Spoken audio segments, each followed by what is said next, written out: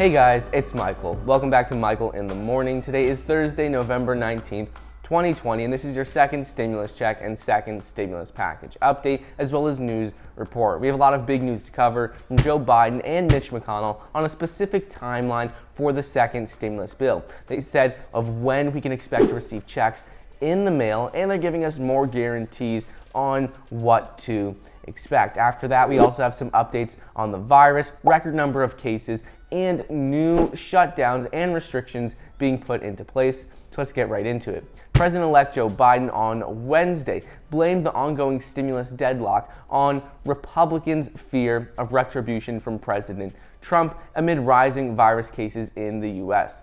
Biden expressed optimism that Republicans in Congress would address his party's call for state and local government aid in the second stimulus package when Trump leaves office in January, and he also vowed to prioritize a stimulus bill when he is inaugurated. So after he's inaugurated, he said the main focus for his administration will be on the virus and on more stimulus. In a virtual event yesterday on Wednesday with frontline healthcare workers, Joe Biden came out and suggested that the GOP has declined Democrats' demand for local and state funding to be included in the next stimulus package because of their fear of retribution from President Trump. So Biden promised that when he takes office in January, he will make sure that state and local government funding is a priority, and he also goes on to say that he hopes Republicans are ready to make a deal in January as soon as he takes office, because hopefully, he said, that when Trump is gone, Republicans will be more willing to pass a larger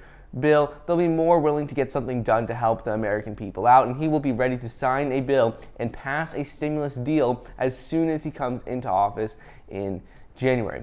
Analysts predict that Americans in need of additional stimulus relief may not see any more stimulus until Joe Biden takes the presidency, as lawmakers from both parties call for their own brand of aid, and the incoming president-elect promises to make state and local funding a priority in his new administration. They explained how negotiations between Republicans and Democrats right now broke down in late October, just before the election happened, and how currently there's a huge difference in the total price tag that Democrats and Republicans want. Republicans want to spend $500 billion on a more targeted bill, and Democrats want to spend over $2 trillion on a more comprehensive bill that includes state and local government funding. So right now there's a big difference of almost $1.5 trillion on where they stand right now and what they want in the second stimulus package. JP Morgan Chase CEO Jamie Dimon called on Congress to pass another stimulus package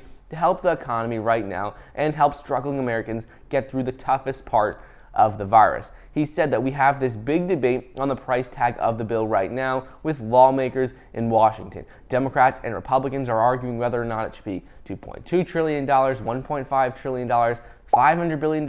And really, he said, instead of arguing about the total price tag, they just need to get a bill passed. They should just split up the difference and move on. He said it's childish behavior on the part of politicians in Washington, and they need to help American citizens right now.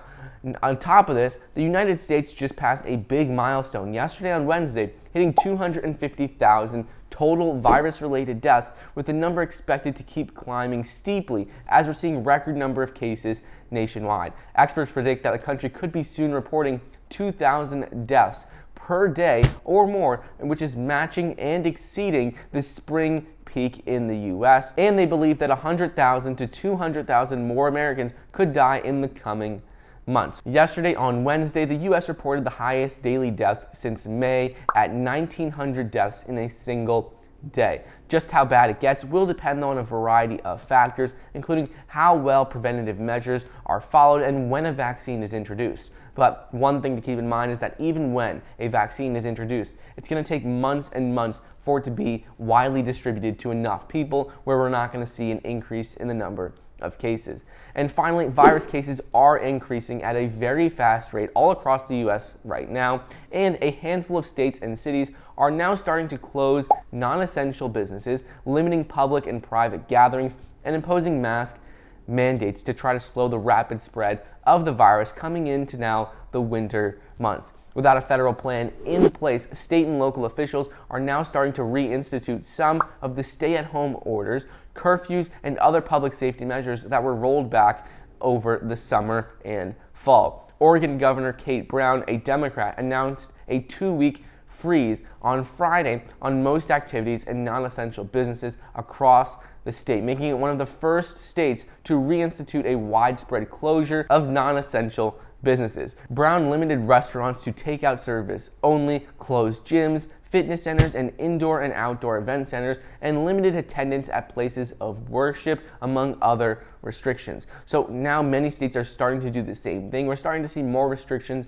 being put into place, and especially with the holidays coming up, a lot of state and local governments are worried that we're going to see an even more dramatic increase in the number of cases as people start to travel home and across the country for Christmas, for Thanksgiving, for all of the holidays coming up. So just something to keep an eye out for moving forward. But anyways, that's what's going on with the second stimulus check and the news as of Thursday, November 19th, 2020.